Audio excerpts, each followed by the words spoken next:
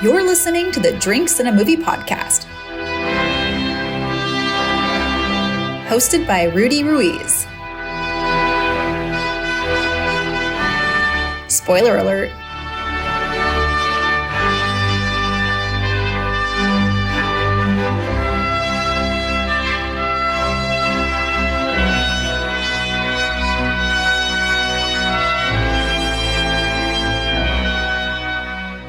Rolling Drinks in a Movie podcast. Yo, we're back, season 7. I'm here with Matt Lackey once again. What up?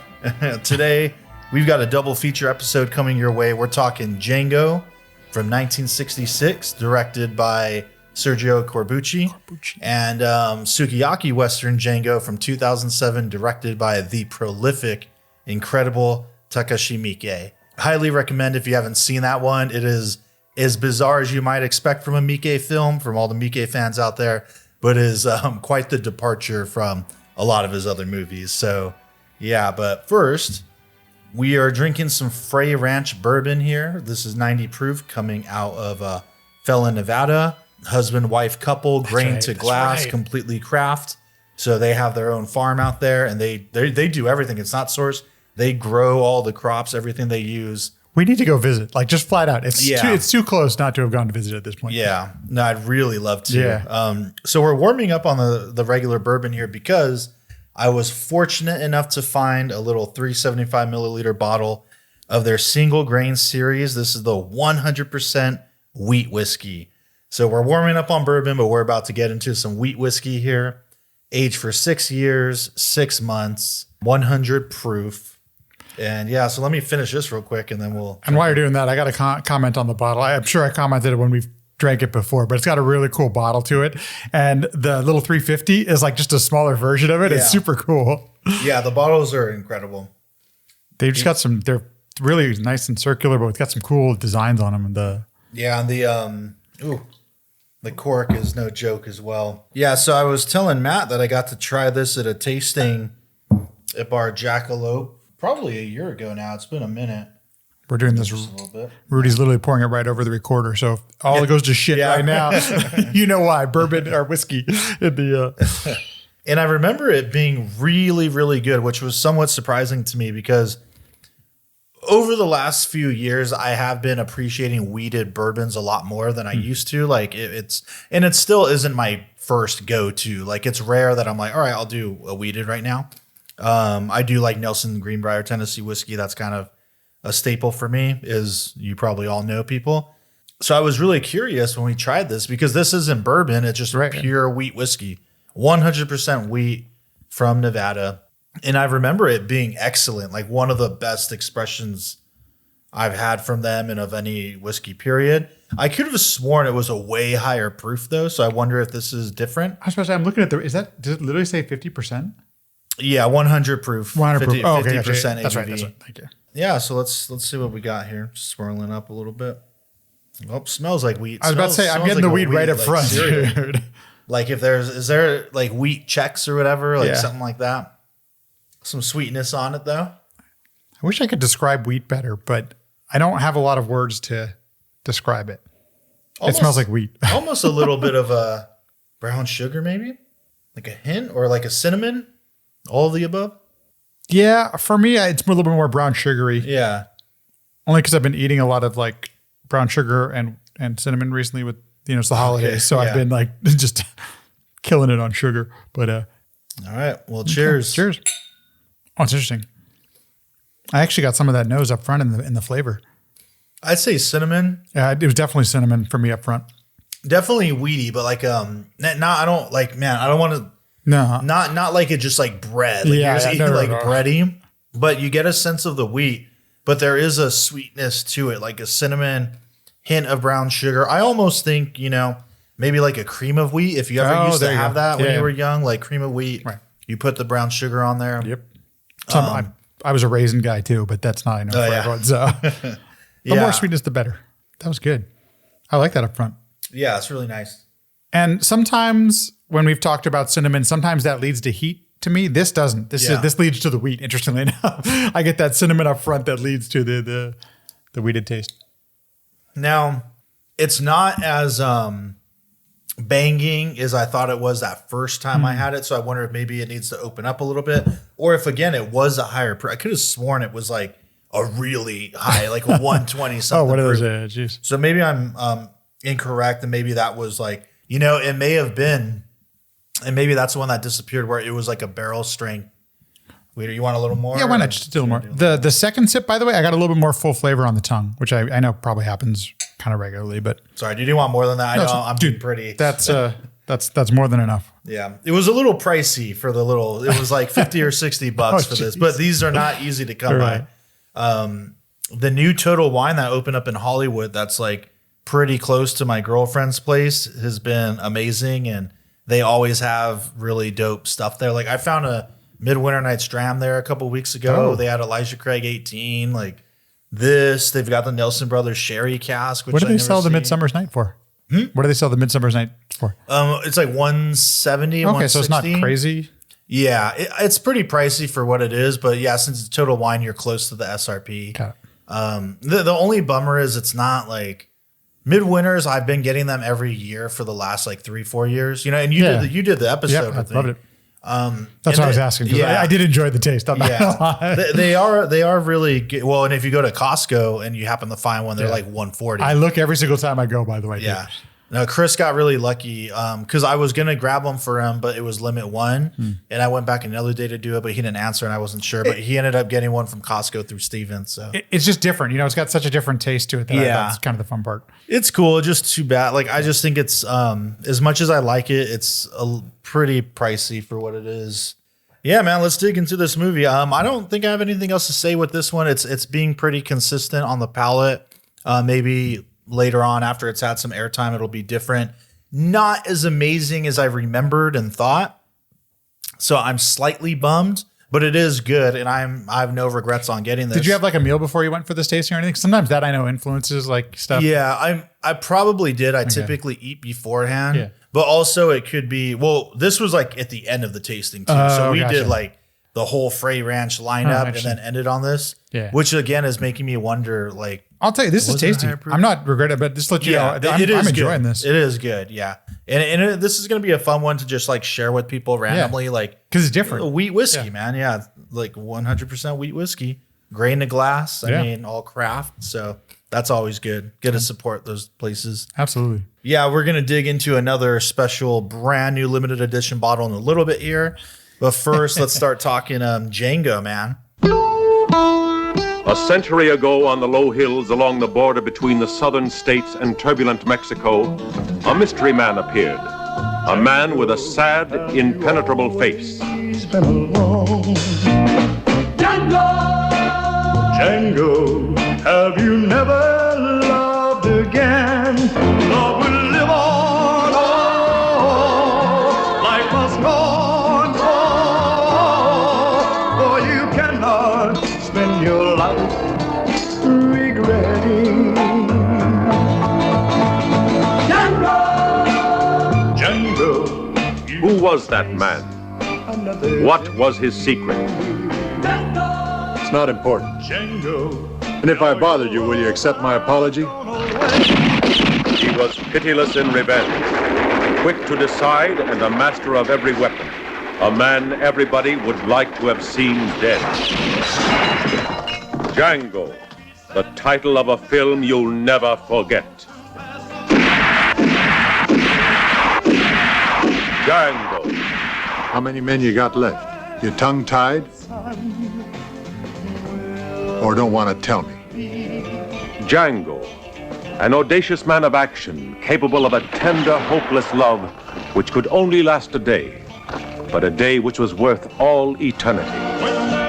Django, a new, ruthless, violent film, featuring a great new star, Franco Nero, and a great supporting cast.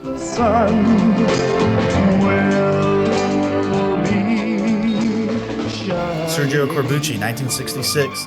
Kind of his answer to Fistful of Dollars. And I hadn't seen this movie in a while. I've seen it 2 or 3 times before. It's been a few years. And now watching it again, I think I appreciate it even more than I had in the past. And I may like it a little more than Fistful. So to give the synopsis real quick, Django basically follows, again, very similar, a Clint Eastwood-esque type character, lone gunman who wanders into a town. And then there's these like racist, like red hooded KKK type guys that are trying to murder all the Mexicans. And there's like the Mexican revolutionary type guys. And Django's kind of in the middle and like fighting and siding with them and stuff like that. Yeah. There's not much to it actually more than that, to be honest. Yeah. And, you know, and he carries around a casket that we don't know what's in there until a little bit later on in the film. Now, that's the coolest thing to me. Totally first off, that whole opening, the theme song, great. Louis Bakalov did the music for this one. The opening shots of him just like dragging the coffin and then coming into town. And I love that you don't know what it is. And it's this really great mystery. Did you know anything about this movie beforehand besides Tarantino made a movie with the name? Not a damn thing. Okay. And which made it more fun, I think, going in there. Yeah. It's interesting because of even the movies we've talked about on the podcast, but then also movies I've seen outside of this, you know, I have some preconceived notions going in. Yeah. And so you do get some of the stuff you've seen before with the zoom, you know, the whip zooms and things like that that are totally fun. At the same time, the first scene is the song that I've heard before. This song of, you know, the Django, you know, the whole. So I'm like, oh, I already felt like a familiar place, even though I had never seen the movie, which is kind of interesting to see it in that respect. But I couldn't agree with you more that it seems at first I was like, oh man, this. I got to tell you, seeing Yojimbo and the influence on that on so many different movies we've seen, I immediately thought of Yojimbo when I first saw this, but then I immediately thought about Fistful of Dollars. And then I'm thinking about, okay, this, even some of the other things, good, bad. I'm thinking of all these movies I've seen in this era. And then at the same time, I started thinking as I'm watching this, I couldn't help it, how many films I've seen scenes from like this movie in. Right. I was thinking a lot of Robert Rodriguez's stuff after seeing like just Desperado with the guitar case. The case, yeah. So I wasn't surprised when I saw the machine gun, but I started laughing my ass off when he pulls out the machine gun out of the case because I'm like, oh, dude, he defindelly saw this movie. He definitely saw this film. And for those that don't know, I love Desperado. So it's like, I just freaking love that movie. So it's like, you know, I don't know. I really enjoyed it, the whole thing. And it was just very nice surprises throughout the film, actually. And I think that's one of the things that is really cool too, is that even though you can kind of guess what some of these things happen, there was actually some just really great surprises. You know, when he gets locked up, or not locked up, but when he goes to bed with the prostitute, goes into the bedroom, but that's how he sneaks out. Just little things like that where you never know who his allegiance or his loyalty might be to as well. And I think that's kind of a cool thing to keep you guessing throughout the film. So, you know, Corbucci is definitely, I realized more. I watched another one of his movies I had never seen before, The Hellbenders, which is interesting. I think we'll talk about that one pretty soon. I haven't seen any Corbucci before this. So just to let you know. Well, The Great Silence was a Corbucci movie that we covered. Oh, shit. Yeah. Oh, that is Corbucci. Oh, yeah, my bad. Okay, you're right. But he is more gritty than Leone. Like the Italian stuff was gritty in its own right, but Corbucci takes it to another level with like some of the violence and the morality of the characters. Yeah. I think Leone, even though it does kind of exist in a bit of a middle ground, it's a little more clear, like good guy, bad guy. Yes. You know, I agree with you. That's actually kind of the fun part about this is that, I mean, I wouldn't say anybody's good, but at the same time, there's no like clear cut bad guy. Yeah, that's a good point. And then, you know, we got that kind of in A Great Silence. Like in The Hellbenders, it's definitely that. Like that one, I was interested in seeing it because it follows like the main characters are Confederate like soldiers and it's post-war and they're trying to like get the Confederacy up and running again with money they stole. So I'm like, this is kind of interesting. I want to see that, you know, like, all right, what is that perspective? But yeah, everyone's kind of a bad guy. And in this, it's very much similar. I mean, I guess Django is a pretty decent dude right out the gate. Right, you know, he protects. He's trying to do the right thing. That chick is they're going to try to kill her and this and that. And it's very clear, you know, that he doesn't believe in what the South believes in, right? Like he fought for the North. And I love that. I love that part. It's very clear in the opening credits before anything is said, like when he's walking and the camera is like on his feet and you see like the Union like pants. Mm-hmm. So you know without a word, like, oh, he's like a soldier, you know, like a Yankee soldier. Yeah. And I completely forgot that like the villains, Major Jackson, I think, that somehow I completely forgot that it all kind of revolves around this racist, dude who's just like genociding literally all the non-white people in the town, which is pretty wild. So I'm not going to be lying. I thought some of that was actually meant to be ridiculous. I think it's so extreme what he's doing. I wasn't sure if and I don't mean laugh in the sense like, okay, it's funny to see him release, slaves to be shot and stuff. But at the same time, it's so over the top. Like when he busts out the machine gun too, there are so many over the top kills in this movie.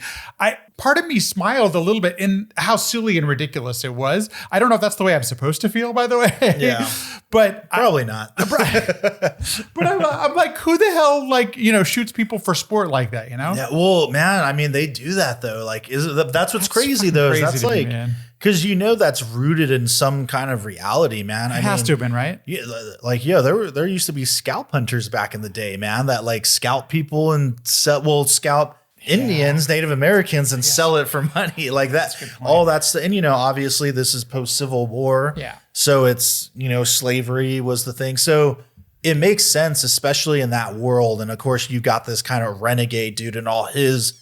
I mean, again, it's obviously very influenced by the KKK, which is a real thing. Oh, absolutely. And, hanging people and whatnot. So for me, it is completely grounded. Like I completely believe it. When they're there on that farmland and they're just like, yeah, run for the hills and just, gunning them down just for fun. Cause they're so full of hate, but those people are out there. I can't believe I'm making the ridiculous argument.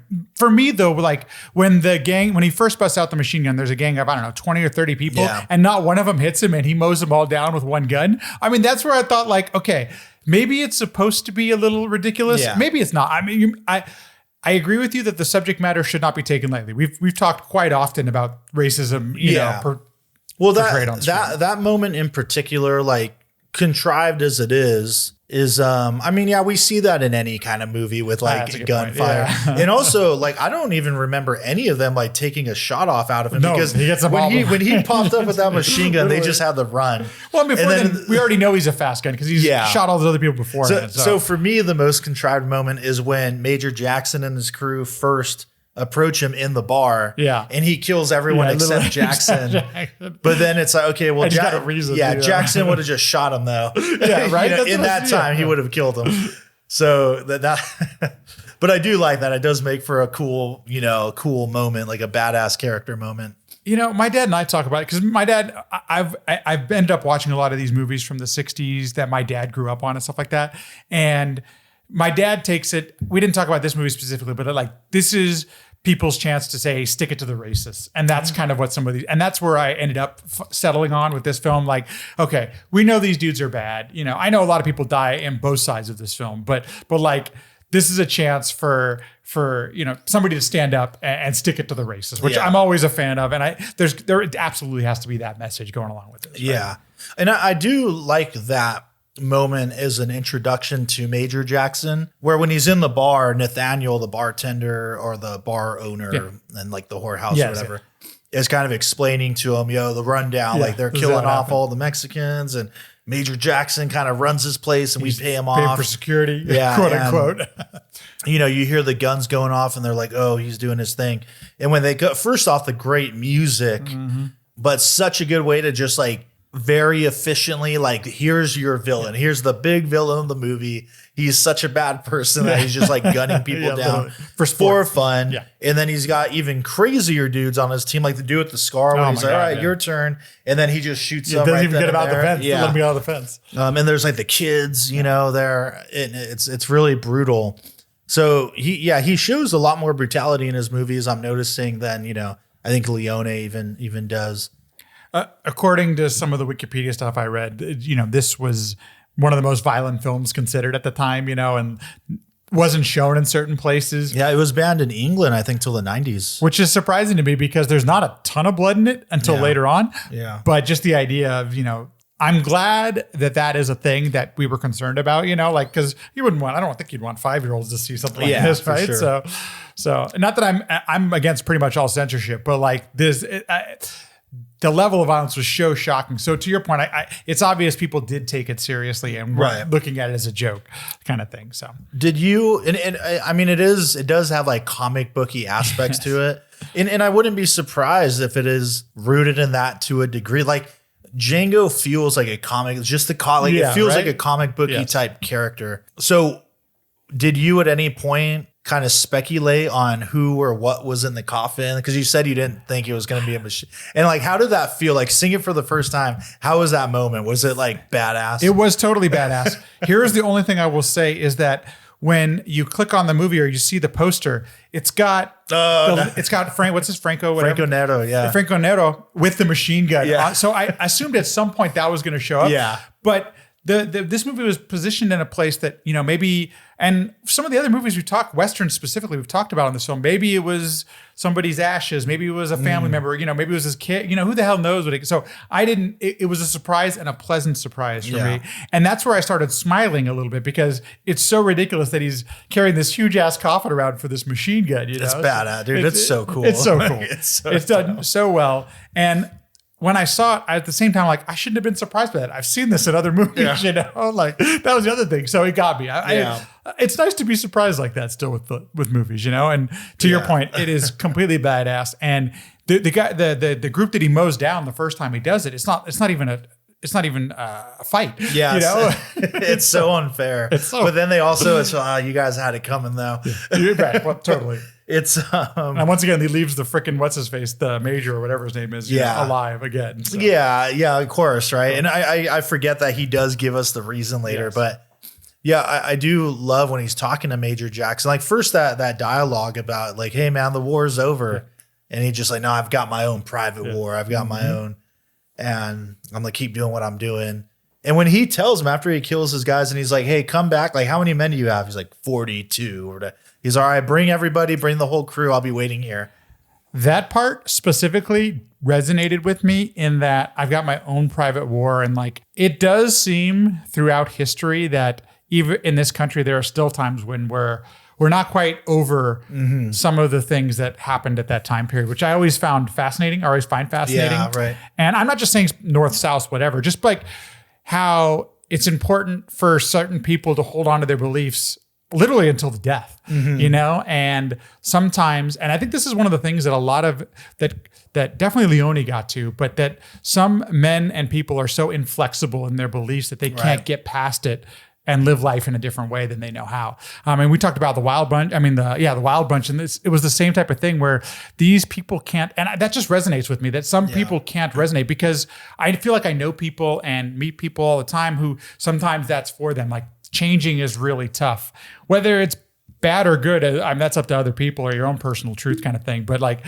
that part definitely resonated. That specifically, I'm like, damn, man, this is not something that's new at this point. That the inflexibility of people to think differently or to have change their mind about anything. I think Corbucci definitely hit on something with that, and it's interesting that he was able to bring something different to the table than what Leone was doing. Yeah, even though it's like it's basically the same kind of setup type of thing. A stranger without a name walks into into a town. So he delves into interesting category in that or subject in that regard. Like I also rewatched Navajo Joe the other day. I might even do I did an episode with Chris on it like a year ago, and I might do like an actual like YouTube video balls out on it because there's a lot I want to say about it. Yeah, and watching the Hellbenders for the first time, and then the Great Silence, that seems to be kind of a theme, at least within those movies, because there's also like his Mexican Revolution trilogy, like the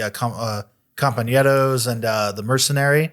And I've never seen the third movie. I heard it's not that good. But, again, this kind of, I'm losing my train of thought, the booze, but morality. And again, people that aren't bending, like we talk about Major Jackson right now. And there's a similar kind of villain in Navajo Joe where the villain of the movie, who I think is so compelling, is, like a half-breed. But he's like full of self-hatred. Well, in the movie, right? Yeah. So he's half. Same thing happened in the Searchers. They refer to as a half-breed, which is awful. He's half Native American, half white, but he has all this like self-hate, and he like hates the natives so much, and is like can't get out of gonna do whatever it. You know what I mean? But it's interesting because and then in the Hellbenders, like I mentioned, with the main character being, former Confederate soldier, and it's about him and his sons. Yeah. Hijack this like Union money convoy, and they're going to use it to like restart the Confederacy. And it's about their kind of journey to get to wherever to make that happen and all the shit that happens along the way. And So again, other people that are like just so bent on that belief, you know. I've wondered about this myself because as I'm getting older, I'm trying to continue to evolve and learn and, you know, maybe consider points of view that I didn't before, for better or for worse sometimes. And so when I see characters on screen that are inflexible in that way, I find them extremely compelling because a lot of times people who are so dedicated to one belief or one thing end up being really dedicated to that thing. Like I just said, like, so you might be, if we're talking about sports or something like that, you end up being really good at something when you're like that single-mindedly focused. Right. But at the same time, there's almost always a cost, you know? In the case of a lot of movies we see set in you know, in the 1800s and stuff like that, a lot of people end up dying. But at the same time, like it creates for something super compelling. Because, you know, in movies in general, man, we like to see characters that we relate to characters that go through a change, you know, the arc of a character. And so often, especially in all the Dollar trilogies and stuff, like, you know, Clint Eastwood is still Clint Eastwood by the end of the movie. He doesn't change a lot. Right, yeah. But the same thing kind of happens here. But once again, the nameless character in this one, Django, I guess he's not nameless. He obviously has a code to him. And that's actually another thing I appreciated about this movie, that there was something that was important to him that, you know, he stuck to, and he was inflexible about, you know, how he was going to get to whatever his goal was or everything, you know? So I don't know. I appreciated that. I thought that was cool. We have the added depth with him too, that we don't get with, say, the Clint Eastwood character, of him coming to this town and he has somebody who's dead. I'm going to guess it's his wife. That's just based off the song, Mercedes Zorro, but we never really know. No. But he does say he's like the only thing that mattered, the only person that mattered. And I do love that you never get anything beyond that. Yes. It's never explained. It never, unlike the other two Django's we're going to talk about, right? You know, so it's like, so I love that aspect. I think it's interesting, again, kind of painting everybody as like almost the bad guy in a way. I like that in this movie, like my dad was watching it with me, and he's like, oh, you know, they always, in all these movies, it's always the Mexicans are always bandits and blah, blah, blah. Dude, right. And I'm like, yeah, for sure. But in this one, they're not that, though. They're not exactly that. Like, they're going to kickstart their own little revolution and all that. History I don't know enough about, but they do show that group. Oh, I'm forgetting his name, but they're like general guy who we find out actually knows Django. They have a history, which is kind of cool. Yeah. But when they come in and they find brother Jonathan in the town and they cut off his ear, Reservoir Dogs, right? I literally Reservoir Dogs. Oh, this is where Quentin got it from. Yeah. But I do kind of appreciate that they show the brutality of that group as well. Yeah. Right. And again, what one could say for them, that, like, you know, brother Jonathan and the crew kind of had it coming. You know, and then of course, like in the end, they don't even, you know, make it out, as we see. But right.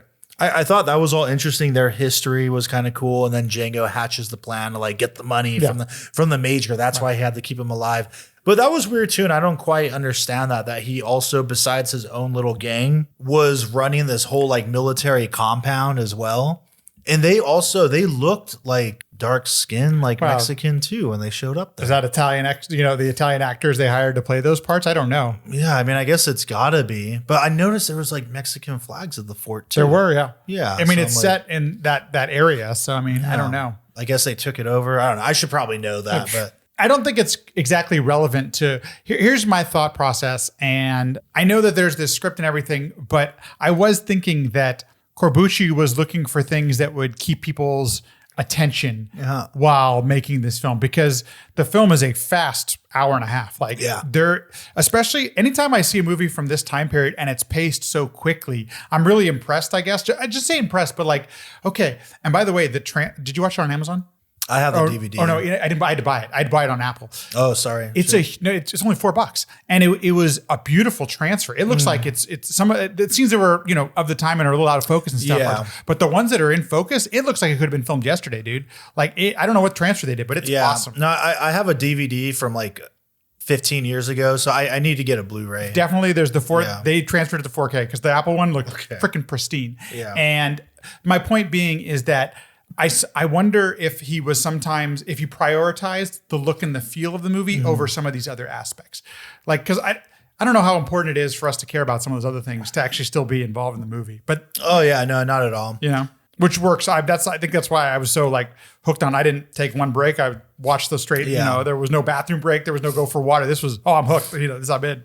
I do like that scene and how quickly we get there. The hey, he's got the gold there, or whatever it is, and let's do it. And Nathaniel takes the girls in there, and them coming in the cart and just like popping out and blowing everybody, blasting away. It's almost kind of sad because I'm like, oh man, you guys are murdering a lot of people right now, like just completely massacring this whole fort to get this gold. Well, according to the dialogue, there was no innocent people. Everyone's run out of town. There's nobody there who's innocent. So then of course you get to the moment of like, hey man, I just want my gold and to leave, and he's like, nope, you got to stay with us. And you're like, oh man, it didn't have to be that difficult, dude. Just let him go. He got you this far. Just give him the cut and go. But I also find it like interesting in this movie, like how you keep upping the stakes in something like this, because there's obviously the first time we bust out the machine gun, but then from there's this daring, whatever you call it, when the like sneaking out. Yeah, the sneaking out, the sneaking out, but then the wagon or whatever that they end up, hijacking or whatever, and then. Later on, I mean, as we get moving towards when he's getting the gold and his hands get blown off, I mean, you literally keep finding ways to up the stakes. And I found that this is go ahead. Oh, no, keep going. Because this is one of the things where I think you really hook us in. If you can make big action pieces so personal, the fact that we're rooting for our protagonist and you blow off his hands, it's just a mono one-on-one, which similar. Good Bad and Ugly is one of my favorite films from this time period. And we literally have cannons going on. It's like the huge war scene at the end, And this one is just two guys who, he's setting up his hand, he's setting up to shoot the revolver, or however the hell he does at the end. I don't know. But I loved that that's where the film ended up, because we care about these characters by the time we've gotten to that point.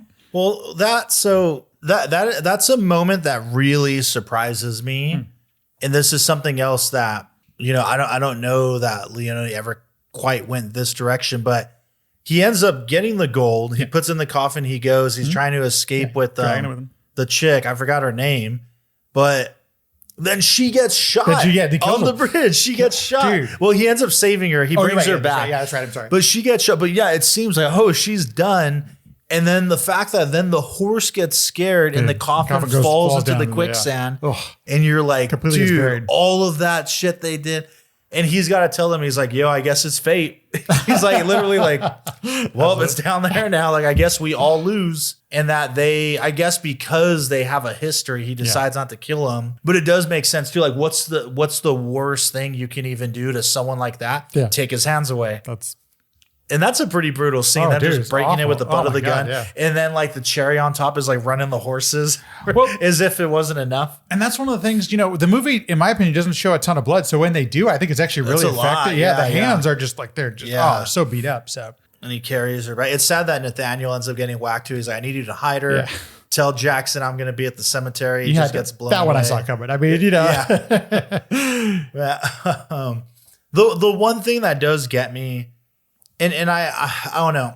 I buy it to a degree because we see him take I don't know what you'd call it. I'm going to call it the trigger guard off the something gun. Like that. Yeah. So he takes that off so he can put it on the cross and then use that to like press the trigger and just keep hitting the hammer so he can fire because he can't really use his hands. And I like that we do see him struggling. Yeah. It's not easy. It's a buildup. Yeah. It takes him a minute to get it going. But then when Jackson and his last remaining guys get there and they're just like shooting him with the rifle and say your prayers or whatever, I just don't believe that they would be missing him. He's hiding behind a little thin cross. And they're missing. And then of course he manages to just bang them all out.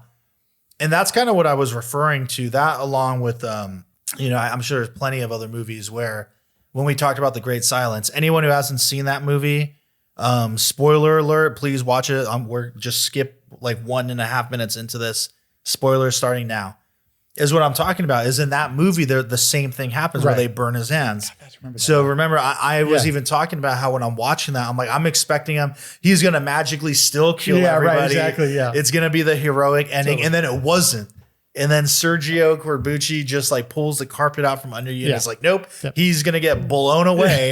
You've been like rooting for this dude the whole movie and he just gets massacred. Doesn't save anyone. I think we even talked about, now that I'm remembering it, like how this is not what you would expect at this point. Exactly. I think I brought Django up. I probably spoiled the ending in that episode, but I didn't remember. So that's why. So I live with it, but it's a little convenient. Yeah, I totally, absolutely.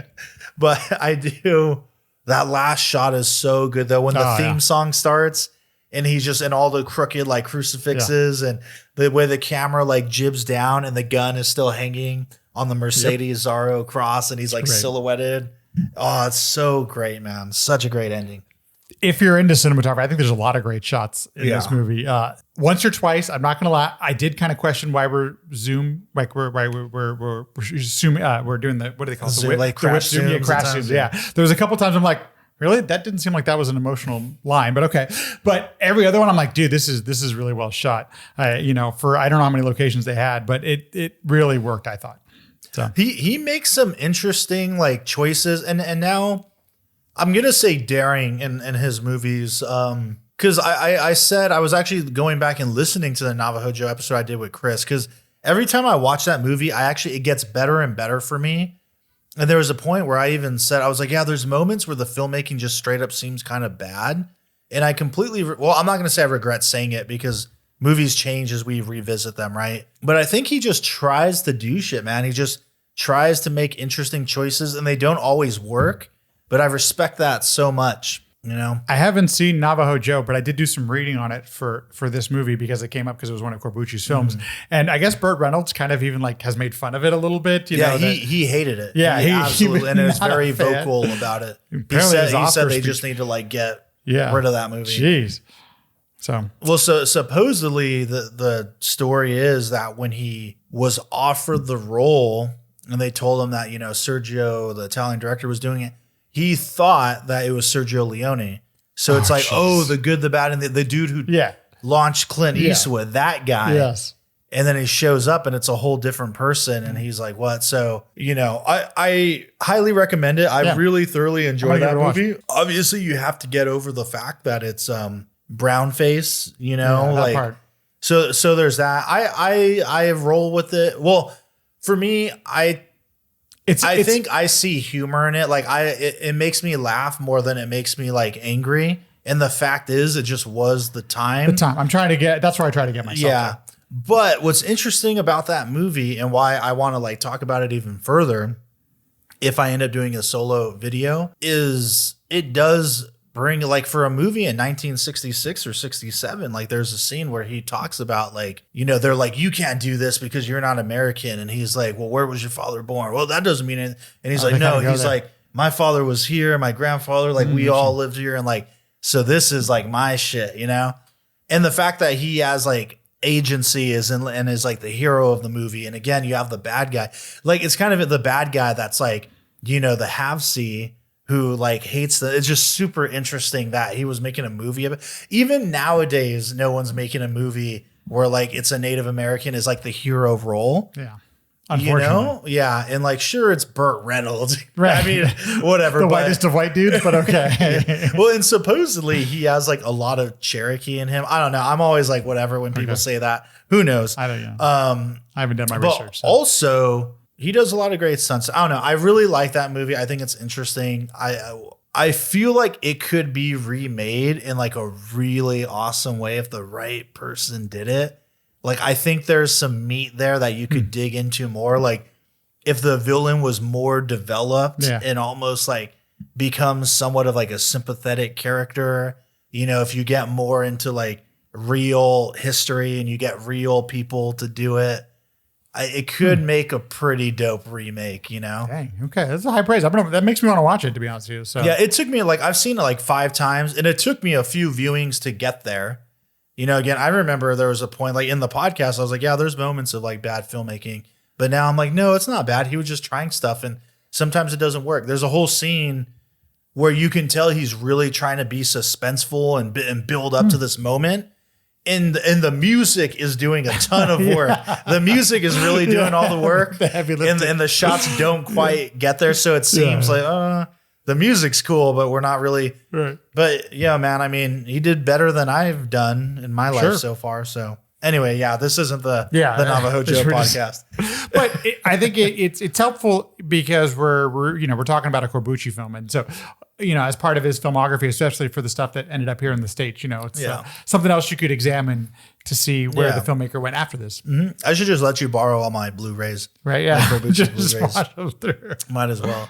But yeah, I mean, dude, Django, good movie. Yeah. Everyone should check it out if you like any kind of Western. If you haven't seen any of the spaghetti Italian Western type stuff and you're unsure, I think this is a good one to start with. I think it's a good starting point because it like gets you entering there, and again, it's similar territory to like the Fistful of Dollars and all that. Plus, it's an hour and a half. Like once again, I talk about good, bad, and the ugly all the time, but it's like it's 3 hours long. So it's a long one. This one, it gets you in, it gets you out. That it doesn't meander. Not that any other ones do either, but I mean, this is you might be right on that. This might be actually one of the best entry points into spaghetti westerns. Yeah, and it has like enough of the grit too. Like again, a little more than Fistful does. Because Fistful, I feel, plays a little slower than this one. I does. totally agree. That's what I was thinking. I totally agree slower. with that. Because Django actually speaks more. Yes. And he's he was only 23 when he got this role. And they aged him a little. He said that like the wrinkles and stuff around his eyes, they added that, which is a really good makeup job. Great makeup job. He does not look 23. No. Not at all. But I guess back then, like everyone just kind of looked a little older. That's fair. That's fair. And now that I know that, there's some shots where he does look kind of young, and I'm like, oh, okay. But I think the costuming and the face, like the scruff on his, the 5 o'clock shadow and the wrinkles they added does a lot. And I also just as a one last thing to write, the woman that he's saving or whatever, like she's actually a real character too, which I appreciate. It wasn't just like some nameless. She gets a little bit of her own arc as well. I thought it was all of the characters tend to have something interesting about them, which I think is helpful in a movie like this as well. Yeah, I still can't remember her name though. Was it Heather? No, it wasn't Heather. It was definitely an American name, and I had it up here. Because I was thinking about that earlier. Every time we referenced her, I was like, man, I don't even know. Yeah, it's pretty fucked up, right? That we did. Oh, damn it. Let's see. Maria. Oh my God, the most. I kept wanting to say Claudia, but because I'm thinking Claudia Cardinale. Oh, gotcha. But I know that wasn't. And I almost said Mercedes because the Mercedes Zorro grave. Right. But hilarious. Sorry. yeah, anyway, Django, highly recommend, everybody. So now let's talk Takashi Miike's crazy Japanese Western, Sukiyaki Western Django from 2007. But first, a bottle I've been wanting to try for a while. So through our Django talk, we switched over to Baker's Bourbon, coming out of Jim Beam, essentially a 7-year-old Knob Creek that is 107 proof and single barrel. Mine is 8 years and 8 months. Hey. Barreled in 2014. And I preferred Baker's when it was still in its small batch form. Like this bottle, and maybe it's just mine because it is single barrel, right? Isn't really a hitter for me. I don't know. How are you feeling about it right now? I forgot my first taste. We were starting a conversation. Sorry. I mean, it's Beam. Like it's a 107 proof Knob Creek, basically. So, that's pretty good. Yeah, I did do a blind with this one and the Jim Beam single barrel, which is 108 proof, but younger because it's a Jim Beam line. And that one actually won my blind against this a while back. I'll have to blind them again, but I remember really liking. It's been a minute since I've had some Knob Creek. Just not gonna lie, I've been on the Russell's kick recently. Oh yeah. So, however, I think I prefer Knob Creek just a little bit more than this. I do for sure. Okay, yeah. But it's not bad. It's not like others where we've had where I'm just like, oh, this is lame. It's fine. No, it's good. I also wonder if it's my bottle too. Like if I got another one, if it'd be better since it's single barrel product. But it does. It's like missing a little bit of the full flavor. Yeah, this one's kind of thin. Yeah, that's thin. the perfect. Yeah, it's thin. It's like you get the Beam characteristic, absolutely. Like I'm getting the Beam flavors up front, but that's about it. Yeah. I miss because it used to be in like the wine bottle style, like the Booker's, and it used to be small batch. And I think it was better in that form. But now that it's, single barrel, you get some that are older. Like this one's, cool. Just shy of 9 years. But anyway, they're limited. I mean, Beam has been putting out a bunch of limited releases this year. One that I'm happy to have come across. I'll catch up here. Is Baker's limited release, 7-year-old high rye bourbon. So 7 year, 6 months, high rye bourbon, 107 proof. I am stoked on this. Can you remind me high rye, what that implies? All it means is that the rye content in the mash bill is higher. So I don't remember what like a regular Baker's or Beam is, but let's just say it's probably like 12 or 15% rye in the mash bill. This I'm going to assume is probably around 25. Gotcha. Okay. So it's got more. So what's intriguing to me about this is if you guys know anything about me, I love Beam's high rye mash bill, hence Old Grandad 114. Got it in my cabinet right now. Yeah. Oh, Old Grandad 114? Yeah. Oh, not the or 114. Bonded. No, I have the bonded. Yeah, no. My bad. But same. So to me, it's like, here we go. Sorry, a little lesson, everybody. Yeah. So their high rye mash bill is like their Basil Hayden is the high rye, and their Old Grandad. So Basil Hayden, I don't care for. A lot of people love it because it's great packaging and it's 80 proof. So a lot of people that aren't super deep into whiskey and like something nice and easy, that's a good one. For me, it's too light. And I think it's like around 8 or 9 years old, whereas Old Grandad is basically the same shit, just younger.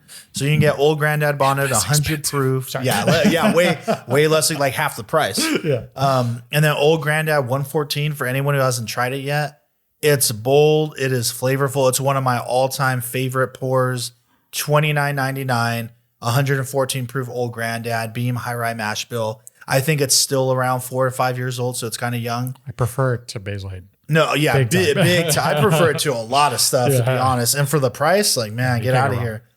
So this is exciting to me because the way I see it, and I mean, maybe there are some other differences, but in my mind, and if anybody from Beam is listening to this, you can correct me in the Instagram Drinks in a Movie comments. But what I feel like I'm looking for is essentially a 7-year-old 107 proof Old Grandad. Oh, hell yeah. So I'm hoping it's going to be really good. I feel like it should. Cool. It shouldn't be a miss. And I don't know exactly what the mash bill off the top of my head is, but I'm going to assume 20 to 25% rye. Got it. Okay. Yeah, I've been like eagerly anticipating this. But I was like, I'm going to wait for. Where'd you find it? For the podcast. The same Total Wine where I got this one, the Hollywood one. Super cool. But all of them that I've been to have it. They're still I'm going to floating guess, around. this is pretty, you could actually find this. Yeah, it's limited, but I think it was about $60-$70 too. Does it just, I feel like I'm getting some of the rye in the nose, but that could just be my, once again, I never trust my nose because I got big time allergies and like I've had sinus surgery and shit. So right now, I mean, I'm just kind of getting the alcohol. And also we've nosed rye. Like you've literally had rye in that nosing, the nosing kit. Nosing kit. Well, so try this. So put your nose to it, but instead of breathing in through your nose, inhale with your mouth. And then you'll get like a whole different vibe. Oh, wow. Yeah, so I do get wild. that rye. I think I get a little bit of like anise or anise or whatever, almost that menthol-y kind of vibe. And that like hint of like a teeny tiny bit like a black licorice kind of thing from the rye. I get like a soft caramel. I definitely get the Beam nose, like that Beam peanut thing. Like I definitely get that. Like I know it's a Beam product. I was gonna say mild caramel, but I'm soft caramel is another way to say it. Yeah. All right, I'm going for the taste. Cheers. Ooh, I like that up front. Damn, that's good. Yeah, man, that's got some spice on the back end on the finish. That's good. Oh, love it. That mild soft caramel, like on the palate, as it finishes off, is really nice. Definitely get the spice. It is way more complex than the regular Baker's for sure. Probably like not even close. Yeah. But I got to tell you, I can tell it's OGD. Like, yeah, right? It's so funny because I literally just had that a couple nights ago. So I'm like, holy shit. Yeah. That's I do have 2 more glasses. Would you be down to pour a little bit? Yeah, of yours? Let's see. I'll be curious. I was almost going to bring mine too, but I was like, I'll just do the Baker's. Yeah, no, that's good though. 100 proof. So we're a little closer. I guess this would be like perfectly in the middle, right? Like 100, 107, 114.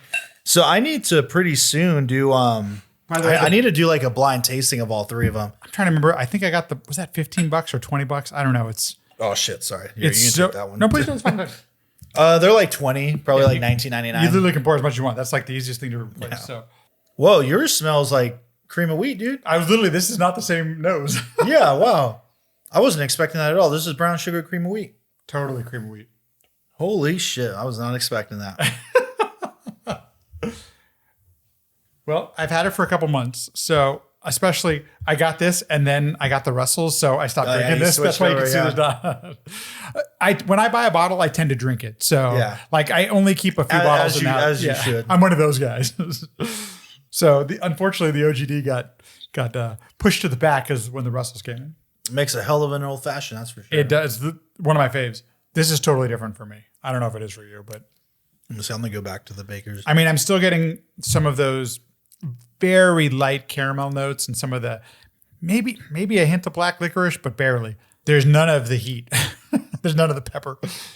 Yeah, I definitely get the sense that it's from the same wheelhouse for sure. Agreed. But the high rye Bakers is like massively souped up. Yes.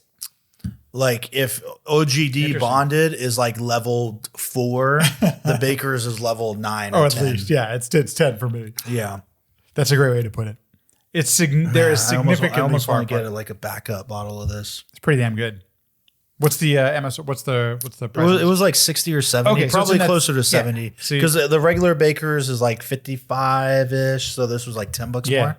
And it's a limited release though, so when it's gone, I don't know if they're gonna do it in the future or if this is the end of it, but it's limited. So, you know, when it's gone, it's going to be gone at least for a while. It's on that level of stuff that I can see myself going through a bottle on this. I really like it. Definitely. So it's pleasant. I'm glad. I was a little worried because I heard some whispers that it's just kind of fine. It's whatever. No, and we'll see. I definitely, maybe I'll do a video. I really need to do a blind tasting of Grandad Bonded, this, and Grandad 114. Yeah, I think it'd be interesting to see which one you go for. Yeah. On those. Dude, and a 114, no joke. So I recently like kind of inventoried all my bottles. There was a period where Grandad 114 was like not easy to find out here. Now it's everywhere, but there was a long time where there wasn't that many around. And so anytime I saw one, I'd get it. And that is a bottle that I've gone through like 2 of them. Oh, wow. Okay. And I've got like 6, dude. Like that's one that I kept just back in. And there's always rumors that it's going to get discontinued and it's going to be gone. And like those rumors come and go. So still, even to this day, when I see it, I consider buying another one. And I don't, but. Well, if you ever need to get rid of one, let me know and I'll take it off your hand. So, yeah. Because I will definitely. I might need to do that. Yeah. It's a little tough to go back to this after tasting this. I'm like, oh, damn, this is so much better. Yeah, go to your local Total Wine. They should still have them. But no joke, if you're especially just getting into whiskey or bourbon, like the 100 is such a great entry point because of how inexpensive it is and how well it mixes into an old fashioned. Yeah, it's one of the versatile pours. Yeah. But this is for sure the stronger one. And man, yeah, I mean, they're still single barrels. So I wonder... Mm-hmm. I might need to go to some store because I wonder if I could get like an 8-year of this or a 9-year. Like, I wouldn't be surprised if that's a thing. Yeah, because 7 is like the lowest they do these. So I'd be curious if they're out there and what the variance is. So if you end up getting one, we should do a side by side and see how different they really are. I'll be looking for it this time I go to Total Wine. Yeah, no, that's good. Yeah, so if you are a Beam fan like we are and you like their high rye stuff, Baker's High Rye Bourbon limited release, definitely. I think it's a winner. Hit it up. Yeah, it's a good one. All right, I'm happy. I was a little worried. No, this is great, man. Dude, I like this a lot. Yeah, this was my most anticipated. I've been holding on to this one for like a month or 2. God, I love this. It's got a lot of depth, man. Like a lot of depth. There's so much going on throughout the entire taste, which, I rarely drink an old fashioned. I rarely make one nowadays. I literally just pour and beverage. So like, having something like this is really, it tastes great. Yeah, man. That and an old fashioned too. God I'm sure it'd be great. I'm sure it'd be awesome. That'd be a banger. Dang. All right. Shit. All right, everyone. Here we go. Moving on. We're going to talk about a movie now? On a distant island, these 2 clans split into the Reds and the Whites. Wage war.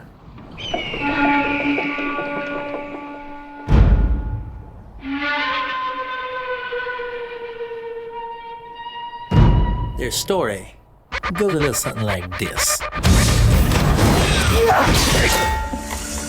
Not too shabby.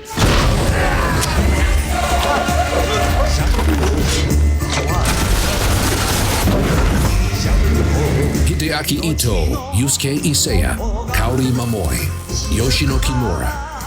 and Quentin Tarantino. Life is all about goodbyes. In Takashi Miike's English language masterpiece, Sukiyaki Western Django.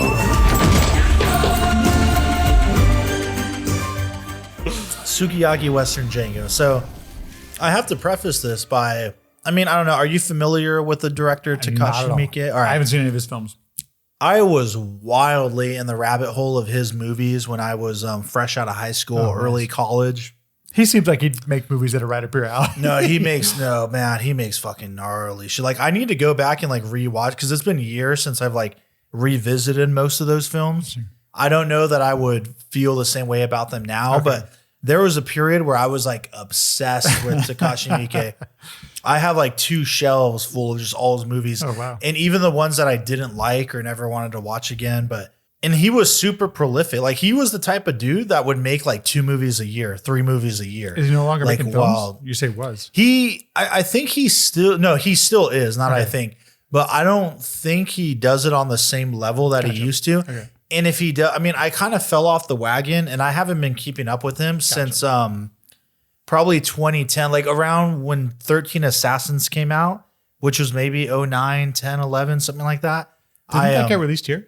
I think it may have. Like that's one of his like bigger movies. Yeah, I was gonna say, okay, that sounds like a film like got released. And it's like all Japanese, you know, but anyway, like Audition, Audition was one that became popular here around the era of like Saw and Hostel. It was folded into like the torture porn, as they used to say in that era. Audition, Ichi the Killer, Dead or Alive, like all kinds of stuff, man. But 2007, he does his Japanese Western. And what I absolutely is because it's bizarre and wild I haven't watched it in such a long time, but I was like, oh man, this really has a stamp on it. Oh my God. And I completely forgot that they did this movie in English. Dude. Because I was like, oh, I got to switch to Japanese. And I was like, oh, wait a second. No, I forgot.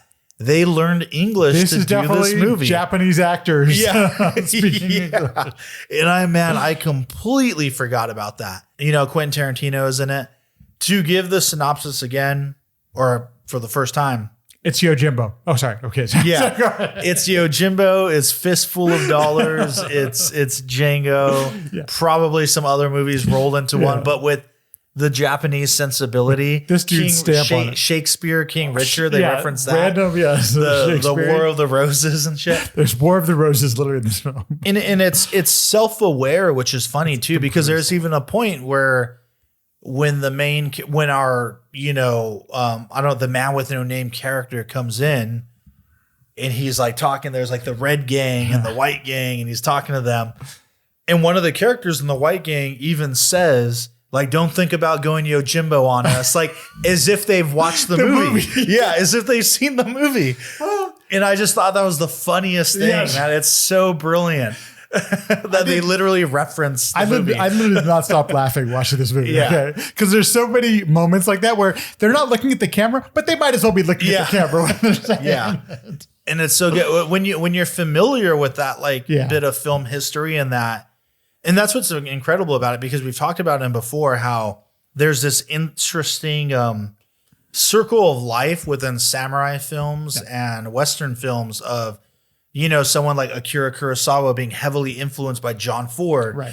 And then Akira Kurosawa influences Sergio Leone. Yeah. And then, we kind of go for, and it's this interesting And the filmmakers you and I grew up with influenced by Sergio Leone, Corbucci, and all and then you get George Lucas, who's like all of the above, and Spielberg, all of the above. Yes. Who like grew up, Lucas growing up on both of those films, like both of those Kurosawa and John Ford and whatnot.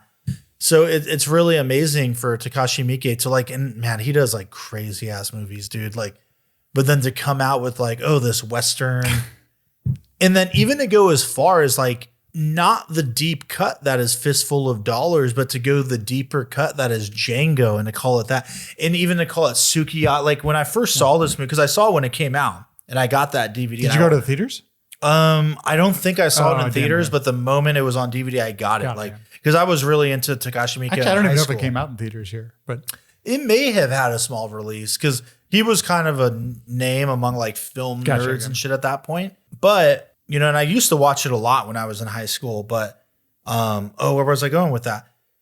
But and I didn't understand the title at the time because I didn't get like, spaghetti westerns, Italian. So he's calling this Sukiyaki Western, but it's like Django is kind of what we're taking. It's not spaghetti. It's a Japanese meal that they refer to. Sukiyaki is Sukiyaki. Apparently, I've never had it myself, but apparently it is something. But no, that's what I'm saying. Yeah. It's like because they do spaghetti western. Yeah. So he's Sukiyaki Western. It's a Japanese, it's super cool. A Japanese Western. That's great. So leaning into that and the whole Django thing, because there's no character named Django. They do this funny ending where it's like the little boy grows up and Django. Becomes a, but I don't know if you did any research on this, but I did. When Django came out, Corbucci's Django, they made like 20 other unofficial. There were so many sequels. Yeah. And some of those movies don't even have a character named Django, and it doesn't even follow that character, but they called it that anyway because that was the tie-in. Yeah. And even Franco Netto himself was in some films that had Django in the title, but he wasn't playing that character. Yes, he wasn't the same character as he was in the original. So I also, and that's why Tarantino, when he did Django Unchained, it was the same idea of like, he even says it in an interview, like, this is my, I'm in that lineage. This is my unofficial sequel, just taking the name. And I love that, Takashi Miike does it in this movie too. Yes. Like, we're just going to do our own because that's that's what it is. Yeah. Sorry. I mean, first, for you. Had no idea what I was getting into. Yeah. And it's perhaps one of the most bizarre films I've ever seen. So just right off the bat, you've got Tarantino in what appears to be a Japanese style film that is homaging films from the 60s, Italian, spaghetti westerns, and the Japanese characters are speaking English. I had literally watched this the next film after I had watched Django. And so in Django, by the way, if you haven't seen it, it's dubbed horribly. I mean, it's a product of the time period, right? I always watch it. And so I watched it twice in prep for this. Yeah. Once in the Italian, those movies, I just have to watch in Italian. But the second time I watched it in the English dub. And when it comes to those films, you just gotta just do the Italian with the subtitles. I should have done that. I gotta do just do it. So this film comes out, and it's obvious the Japanese actors are speaking English, which is like, it's not something I have seen from a lot of Japanese films. In fact, I can't think of another film I've seen. So my brain took a minute to adjust to what the hell was going on. And then somebody gets shot through the chest and there's an arrow that goes through his chest, from a scene I've seen in Yojimbo. Like this is my brain had a lot of adjusting to do to this film. So after about 15 or 20 minutes, I finally got into it and I could not stop enjoying this film. Literally, scene after scene, I feel like this is a film that's made for people like you and me. Yeah, no, who definitely just love movies. Yeah. Like, I love B movies. I love Westerns. I love all the shit that this guy is putting into one film. And it's so ridiculous, that I literally could not stop smiling.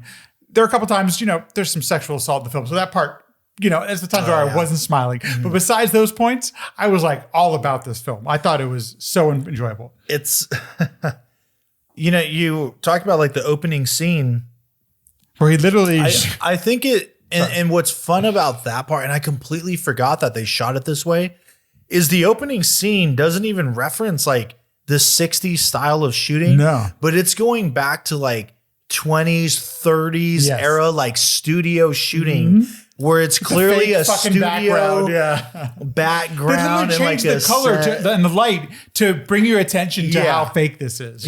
Which it's like the scene in Three Amigos when they're like camping out with the animals. Dude, how fucking funny! It's because that was the same thing where that joke was like referencing that old era style of shooting. And that they open with that, I think is so. Dude, I was it adds a whole other layer. And what I love about that is that the filmmakers are aware and like love that shit too. That they took the care to and it's like oversaturated. Dude, it's ridiculous. Just a painted white psych.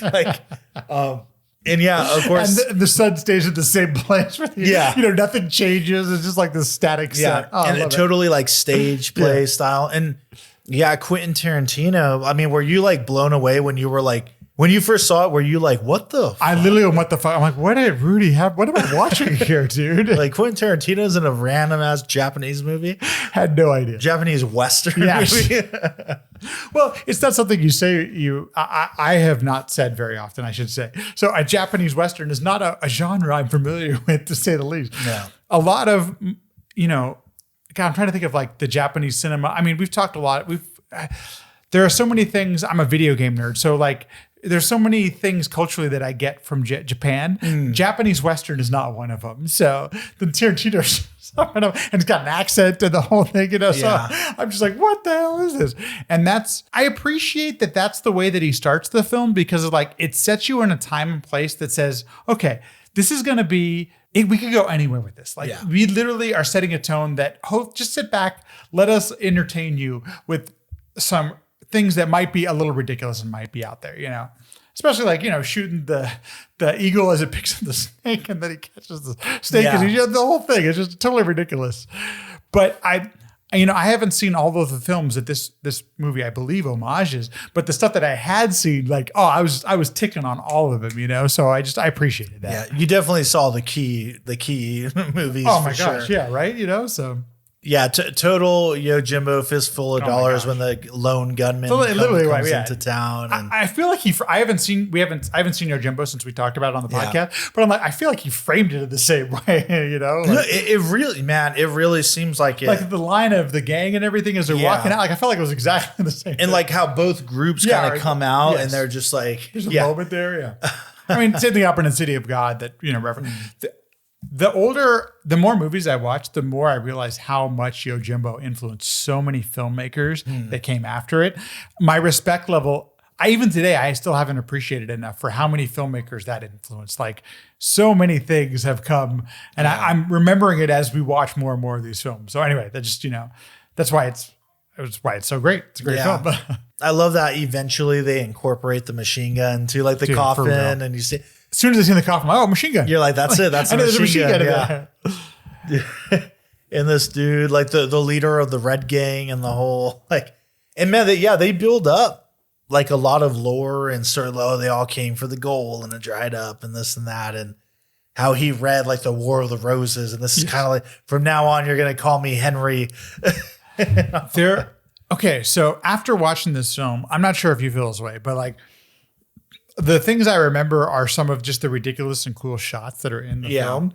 One of them I hit on right away was when the guy is trying to catch the sword. Yes. Holy shit. Because it's terrifying and hilarious at the same time, because the leader of the Genki, I remember what's the name of his gang? It's not Genki. It's I already forgot. Yeah, whatever the name of his gang is. That's the White Gang, because that's based on apparently some historical fact. There's actually some history there.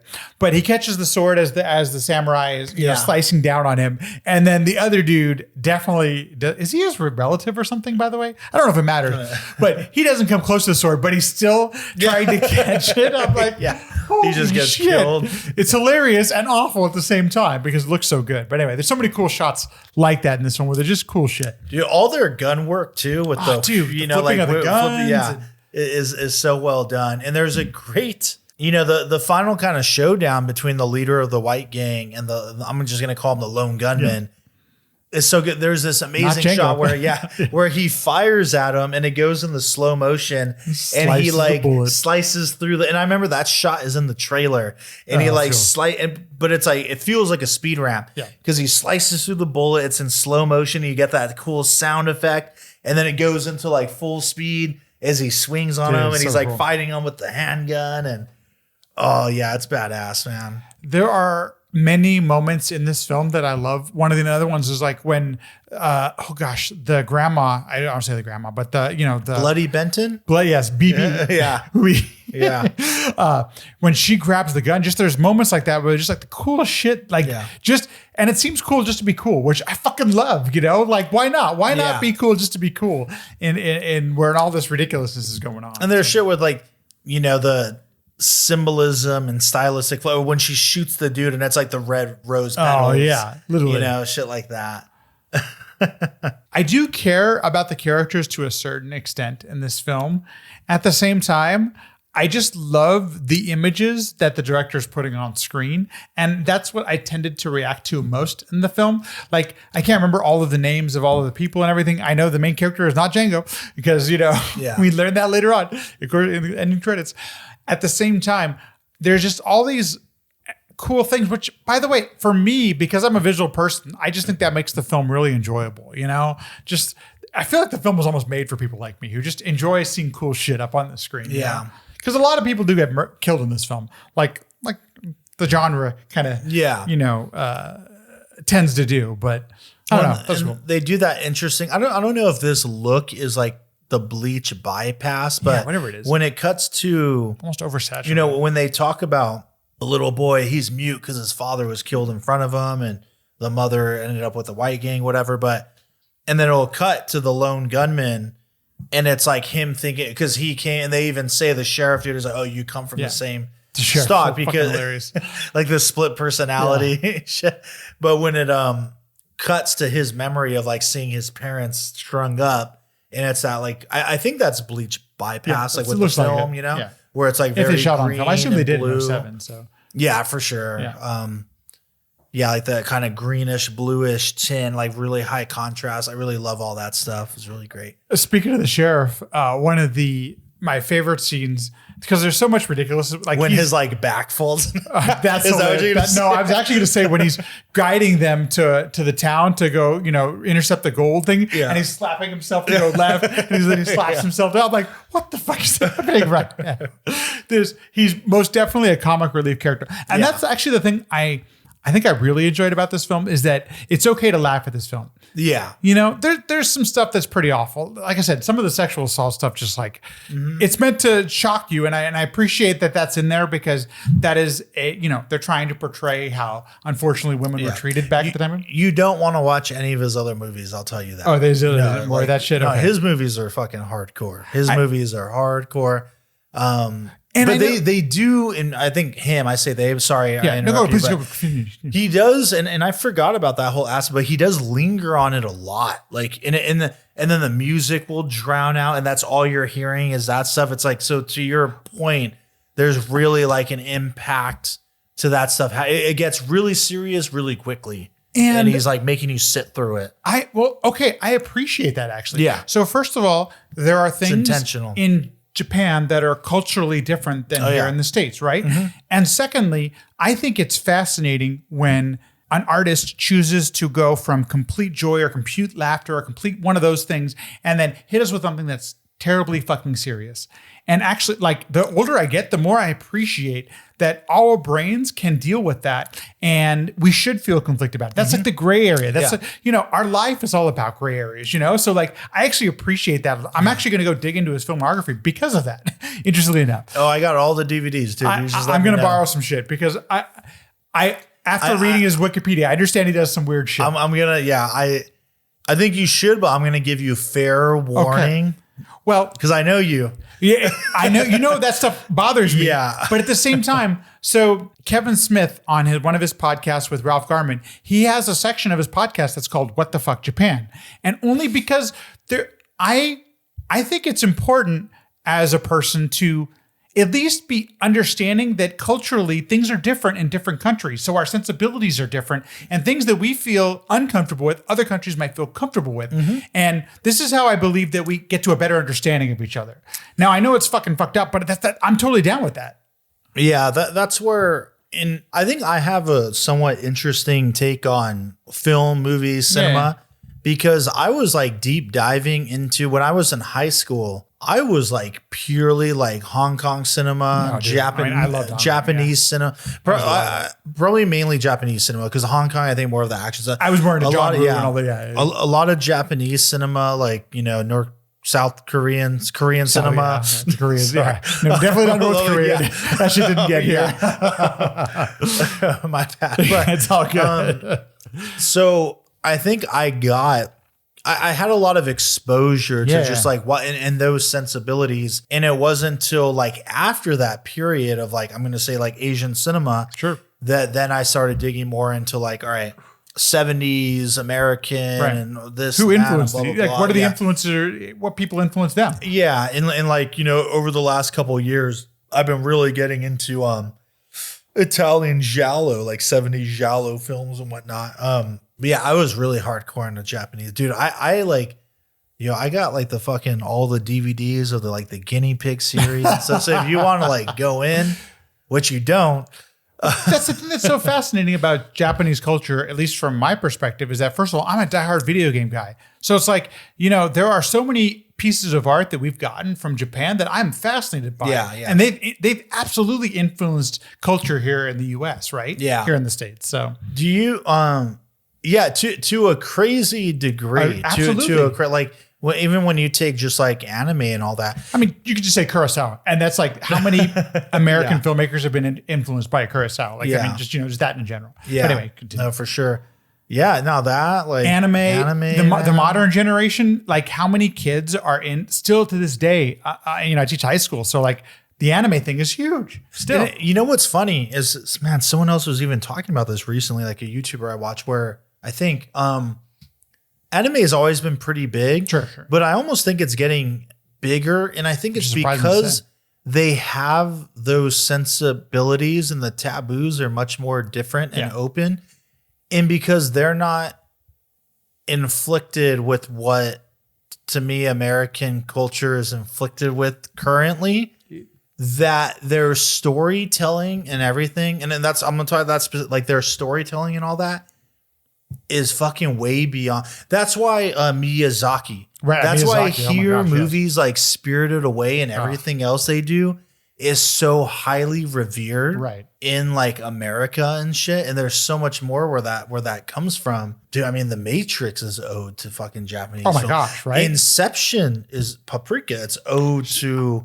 Let's talk about Star Wars. We already did with Jimbo. Yeah, I mean, Kurosawa, all that. There's Seven Samurai, all this shit. So much, yeah. And I think like anime is probably growing even more now because I think people here, and I think that I was talking to Michael Ting and I got lunch after this, after the meeting earlier. Not Japanese, but okay. Yeah. Well, no.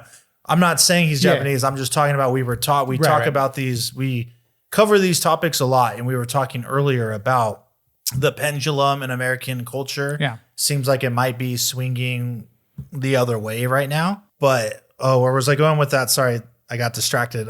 Sorry. But with I think in terms of like storytelling and movies, the anime stuff is growing because it's just good storytelling, without a lot of other outside agenda influence. I just saw Moana 2. Mm-hmm. And so there's like this Disney way of telling a story. And they've kind of often, not all the times, but often they stick to a formula that works for Disney, right? And that's this, we almost feel like it's a part of US American culture, the Disney way of telling a story. So I think that's why it's so interesting, especially for those of us that are into different ways of telling a story. When you see things like this film or like any other pieces of film that have come out or any sort of art that has come out of Japan, that it's like, you're still trying to involve your audience in a story and to care about these characters, care about the story, care about what's going on. There are just so many. There's not just one way to tell the story. It doesn't just have to be a Disney princess that needs to be fucking rescued or stupid shit like that, right? Well, all right, that's a whole other conversation, but I'm gonna go into that right now. We've been Beverly. Well, yeah, like Moana 2 right now. There's a Disney storytelling of the last 10-ish years or so, and then there's a storytelling before that. Well, that's so right. is Moana 2. It has to be the recent last 10, 15 It's very straightforward. years. It's very straightforward. There's nothing that interesting about it. Yeah. It's a fun popcorn action movie, but there's nothing storytelling why this is interesting about it. Yeah. But Disney has taken some chances. WALL-E is a great example of where, or even Up, where you have like this character who's an old person who's the protagonist of the film, or WALL-E, where you're basically a silent film for the first half an hour. So they have taken some chances. I know those are the Pixar films, but yeah, that's where I'm always like curious on like where because it's Pixar, but it's also because Disney is still, I don't know. They're both handing it. They're the same thing now. I mean, they're both owned by Disney. Yeah. So that's a whole like a separate conversation type of thing that I think bringing it back to this is that like that's one of the things I love about seeing something I haven't seen before. This movie's so ridiculous. I literally haven't seen a film and I can't think of any other film I've seen like this film. And I don't know if you've had that experience. Can you think of a film that you would relate to this film other than Django and your Jimbo? Because they're obviously influenced by this. Yeah. I mean, all his movies are pretty gnarly, man. So maybe any of his movies. I'm trying to think one that's kind of genre bending though. Right. Like I'm trying to get there. I know that's a great point. I just can't. I hadn't thought about that. But did Sukiyaki Western Django bend the genre at all? I'm not sure it actually did, because it's essentially the same story we've seen throughout the 60s and but many of the spaghetti westerns we've talked about on this podcast. I think I guess what I'm getting at with that is just in its awareness of like what it is and where it is, and like that's fair. Being very open about that. Yeah. I guess is what I mean by like genre bending in that sense. I guess Tampopo is probably more genre bending, which I haven't seen, but I just heard about it recently, and I might pick up that Blu-ray. It's impossible to see every single movie at this point, right? No. But like, I'm sure there's some movie that has bent it like this. But that's, I guess, the thing that I really enjoyed about this film was that I'm essentially seeing a story I've seen 3 to 5 times before. Basically, most of the dollar films and the movie I had just seen, Django, and yet I felt like it was fresh and new, and I was excited to see what happens next. Yeah, which is not necessarily easy to do in a genre film. The Coen brothers do this exceptionally well, where they take a genre and then they change, they play against your expectations, not on purpose, just because that's where their story leads them quite often. This one did the same thing, where it's just like, I'm on the edge of my seat just because of how wacky things are happening in the film. And that happened scene after scene after scene, with who gets shot, how they're going to get shot, how they're going to get killed, how somebody getting bumped off, who's getting bumped, why are they getting bumped, all that stuff. It literally happens scene after scene. Yeah. Yeah. No, I mean, it's wild. It's genre bending in the sense that you're getting the guy that made Visitor Q and fucking Audition and Itchy the Killer and Dead or Alive.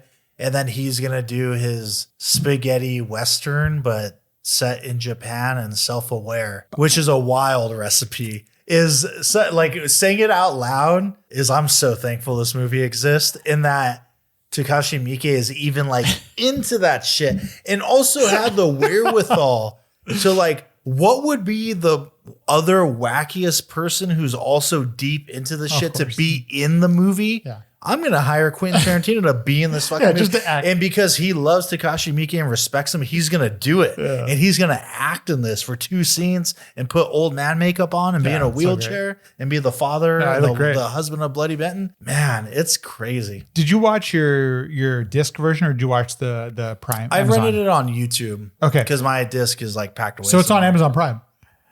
But one fucked up thing that messed me up watching. So when they put the subtitle on screen, so there's no subtitles for most of the credits at all. But when it says Nevada with a D, and apparently it's Nevada with a T, where the location is. Did you bump on that? I don't think I caught that. No. Okay, because I thought it was Nevada, like our state over here. Yeah. But I don't know if it necessarily is that, because that does not look like Nevada architecture in this film. Just let you know. Yeah. So I got a little confused, but honestly, that didn't matter too much to the film. When I started watching, I'm like, none of that matters. The only thing that matters is how cool everything looks and how funny and ridiculous it is. So at least that's what I got out of it. So I believe the filmmaker is trying to present an enjoyable experience for the audience. That's what I got out of the film.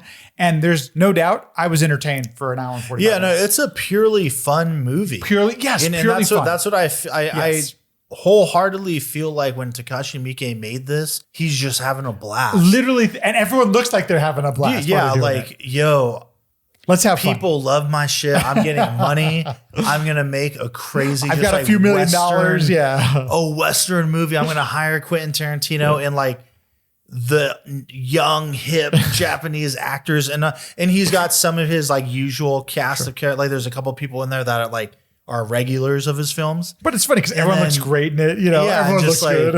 We're going to go and we're going to pay homage to like all the people that influenced, So I do love that. And I will say this to wrap up. that the Japanese version of the Django theme song at the end with the electric guitar and Oh, that dude, comes on so good. is so epic. Yeah, it's so good. Epic. I kept wondering, I'm like, was it? In this movie, we gotta have the Django theme song. And it comes up, and I love it. Man, you should watch it. The trailer is cut together. Yeah, now I want to see it. I haven't seen the trailer. Watch the trailer. In the trailer, they kick that song in, and it's fucking awesome. Another thing I will say as we wrap this thing up is that everyone gets a moment to kick ass in this film, which I think is really cool because a lot of characters end up dying, but he gives the chance to like make all of his characters look cool at some point. Mm-hmm. And that's what literally made me, I think, smile throughout the film is that at some point, everyone looks pretty badass in this film, which is super cool. Yeah. Totally dug that. And that's, as a film person who just likes to see cool shit sometimes on screen, hit me in the sweet spot. Oh, yeah. Damn. All right, shit. Well, that's a wrap on this one, everybody. Django, Sukiyaki Western Watch them Django, both. Frey Ranch Single Grain 100% Wheat Whiskey, Baker's Limited Release High Rye Bourbon. Go find get that. yourself some. It's a good one. It was a good one. I was going to start with this too. I'm glad we ended on it. Yeah, dude, that's the way to end. Yeah, man. All right. Cheers, everybody. Thank you for listening to the Drinks and a Movie podcast. You can now find us on Instagram at Drinks and a Movie Pod, where we'll be posting photos from all the various films that we discuss.